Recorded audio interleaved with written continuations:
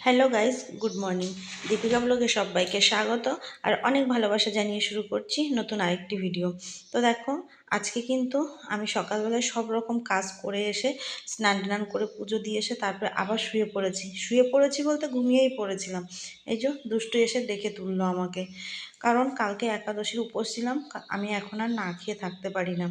তো কালকে একাদশীর উপোস করে আজকে একটু শরীরটা ভাল লাগছে না, তো সেই জন্য আবার শুয়ে ঘুমিয়ে পড়েছিলাম। আর ওদিকে কর্তামশাই আজকে রান্না বসিয়েছে বলতে একাদশী পালন করতে হবে।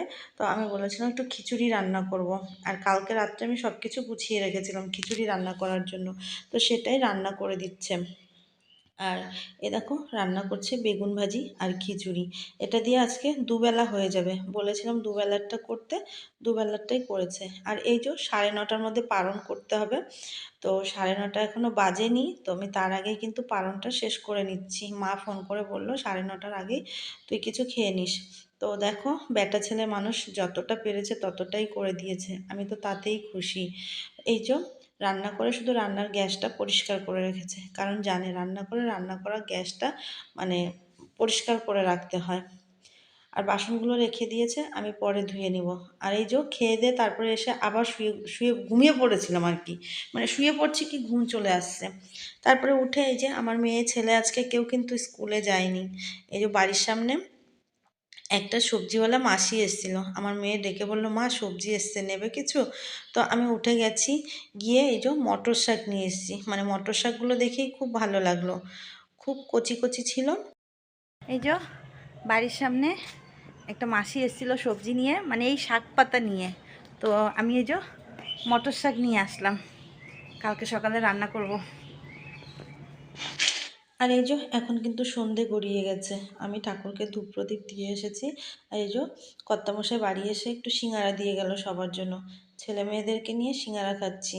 তো কর্তামশাই কিন্তু আবার দোকানে চলে গেছে, একটু পরে বাড়ি আসবে। তো যাই হোক, সিঙ্গারা খাওয়া দাওয়ার পরে এই যে বাচ্চাদেরকে একটু পড়তে বসিয়েছি। আর আমার রান্নাঘরে অনেক কাজ পড়ে আছে, যেহেতু আজকে সারাদিন কোনো কাজ করতে পারিনি, তো সেই কাজগুলো আমাকে করতে হবে। আর এই যে আমার ছেলে পড়ছিল, সব পড়াগুলো মানে আমাকে না দেখে দেখে কানের কাছে গিয়ে পড়াগুলো বলছিলাম জোরে জোরে বলতে, ও জোরে বলবে না, আমার কানে কানেই বলবে। খুব দুষ্টু ছেলেটা। যাই হোক, পড়াটা ওদের হয়ে গেলে আমি চলে যাব রান্নাঘরে। অনেকগুলো কাজ গুছিয়ে নিয়েছি এর মাঝখানে।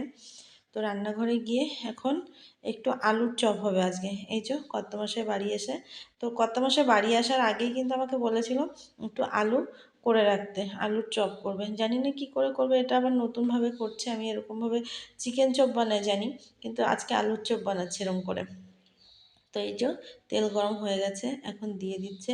তো আমি বলেছিলাম বেশি করতে হবে না, কারণ সিঙ্গারা খেয়ে না মানে পেটটা ভরে গেছে, তো সেই জন্য এখন বেশি করবে না, 4 জনের জন্য 4টে করবে। আর আজকে রাতে সেরকম কিছু রান্না হবে না। আজকে ওই যে দুষ্টুর জন্য একটু দুধ পাস্তা করে দেবো।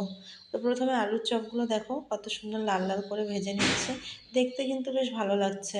আর আলুর মধ্যে আজকে কিন্তু পেঁয়াজ রসুন কিচ্ছু দেওয়া হয়নি, এর মধ্যে একটু পেঁয়াজ দেওয়া যেত আর কি। তো আমি বলেছি না, আজকে নিরামিষ খেতে হবে, তো সেই জন্য নিরামিষই মানে হচ্ছে। তো যাই হোক, এই দেখো আলুর চপগুলো খুব সুন্দর করে বানিয়ে নিয়েছে, দেখতে ভালো লাগছে। এই দেখো হয়ে গেছে, একদম যেরকম চিকেন চপ হয় সেরকম হয়েছে দেখতে, খেতেও বেশ ভালোই লাগবে।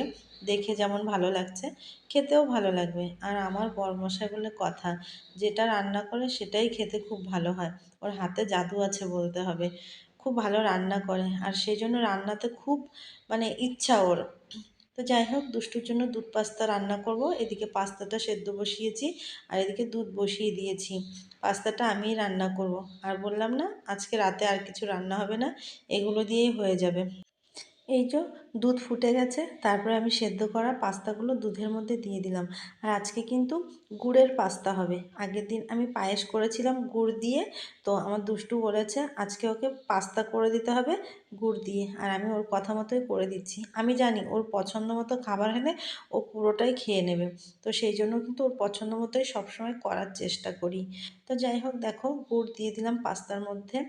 আর দেখতে কিন্তু একদম পায়েসের মতোই হবে আজকে, গুড়ের পায়েসের মতো। তো দেখো কালারটা বেশ সুন্দর হয়েছে। আর পাস্তাটাও আমার রেডি হয়ে গেছে, আর আমি নামিয়ে দিয়ে দেবো দুষ্টুকে খেতে। আর এর থেকে আমাদেরও একটু একটু করে হয়ে যাবে। বললাম না রাতে কিছু রান্না করব না, এটা দিয়েই চালিয়ে দেবো। তো যাই হোক, দেখো হয়ে গেছে, আমি এখন নামিয়ে দেবো। তাহলে বন্ধুরা, ভিডিওটা যদি ভালো লাগে অবশ্যই লাইক কমেন্ট করে দিও। আর শরীরটা আজকে সারাদিন ভালো ছিল না বলে আমি কিন্তু ভিডিওটা ঠিকঠাকভাবে করতে পারিনি। তাহলে তোমরা সবাই ভালো থেকো, সুস্থ থেকো। ভিডিওটা শেষ করছি, দেখা হবে নতুন ভিডিওতে। টাটা।